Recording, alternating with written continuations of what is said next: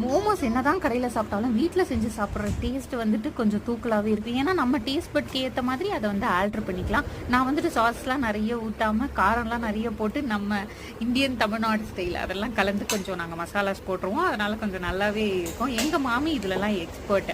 இது வந்து நாங்கள் ரொம்ப ரொம்ப முன்னாடியே எடுத்த வீடியோ, ஒரு 2 வாரத்துக்கு முன்னாடின்னு வச்சுக்கோங்களேன். நான் அதை வந்துட்டு எடிட் பண்ணி போஸ்ட் பண்ணுறதுக்கு எனக்கு டைமே இல்லை. ஏன்னா நான் ஃபேமிலி கூட டைம் ஸ்பெண்ட் பண்ணுறதுல ரொம்ப ஈகராக இருந்துட்டோம். தம்பிக்கு இந்த விவரம் தெரிஞ்சு பெரிய வெக்கேஷன் இதுதான். அதனால ஜாலியாக நாங்கள் என்ஜாய் பண்ணிட்டு இருந்ததில் இதெல்லாம் நான் வந்துட்டு பண்ண வேலையான வீடியோ மட்டும் எடுத்து வச்சிருக்கேன். இனிமேல் அப்பப்போ நான் வந்துட்டு போட்டுறணும் அப்படின்னு சொல்லிட்டு இருக்கேன். எல்லா வீடியோஸையும் எடிட் பண்ணுறதுக்கு டைம் இருந்தால் பண்ணுவோம்.